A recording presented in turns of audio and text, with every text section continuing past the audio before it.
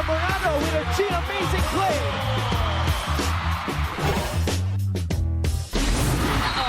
Lasal na ka. Tama ngayon. Happy Bara? Kalaban para sa bayan. Love watching them right now, especially when Eliza Valdez does things like that. And we are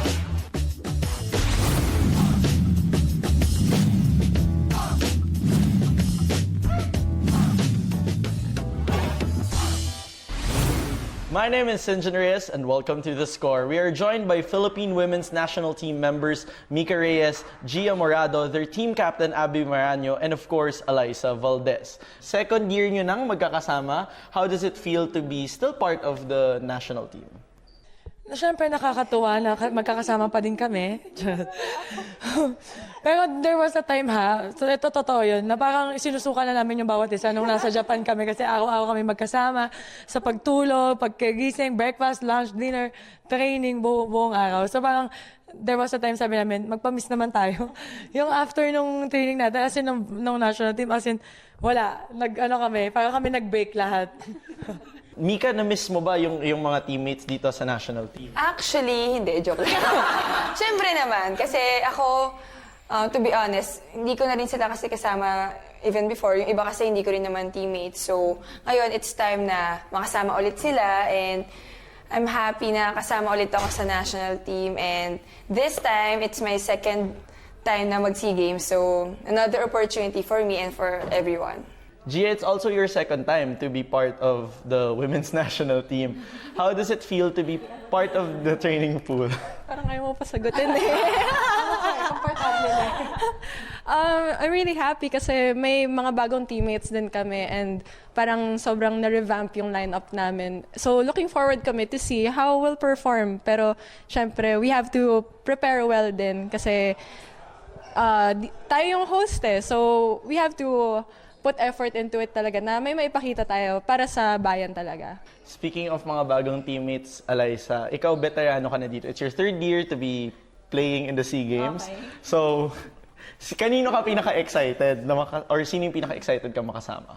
Alam mo, it's really exciting to be with my old teammates, former teammates in the national team. Kasi, syempre, kami na yung...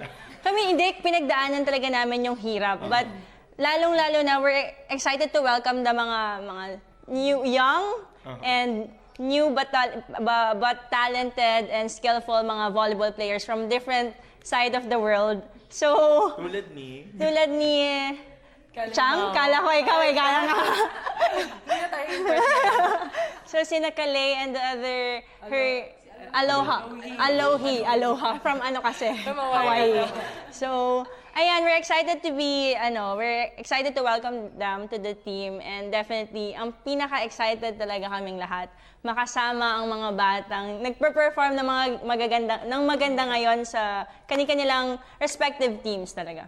In the last SEA Games, medyo nagka-expectation yung mga tao. And now it's the second time that we're sending almost an intact lineup. How hard is that expectation coming into the SEA Games? Mabigat yung expectation kasi na binibigay ng mga tao eh. Pero the less you expect, the less you get hurt, di ba? So, taray!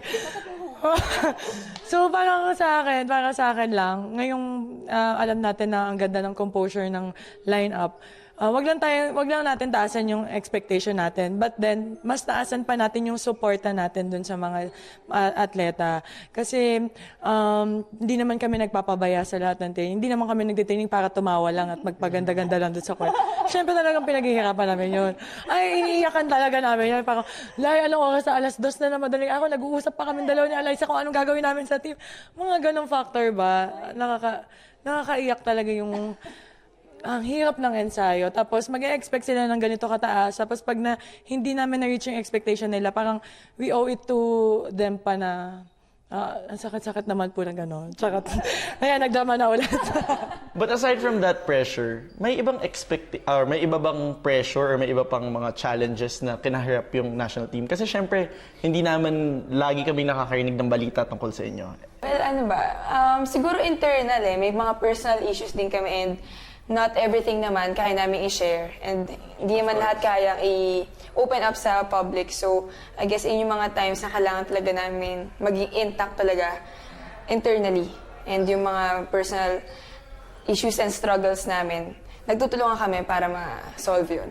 So how do you guys, mayroon ba tayong ginawang special way to resolve these problems or to be more intact? May team building ba tayo or something na ginagawa? Ginagawa namin, parang kapag alam namin na nagsastruggle yung team, mag-uusap kami sa gabi. Tapos parang brainstorming ng mga ideas, anong kailangan natin gawin, paano natin ma-resolve to. Nasabi mo nga hanggang 2:00 na madaling araw kayo nag-uusap. Kasi mag-roommate kami ni Alaysa dati at medyo stress kami nung mga panahon na yun. So, abutin kami 2:00. Baka magsisigawan sa kami dalawa. Ganito kailangan natin gawin. Oh, sorry. Ganun pa. Now let's talk about the program of Coach Shaq. Now it's the second year that you're under Coach Shaq. Are you expecting a harder training, a more hard-hitting training, Gia?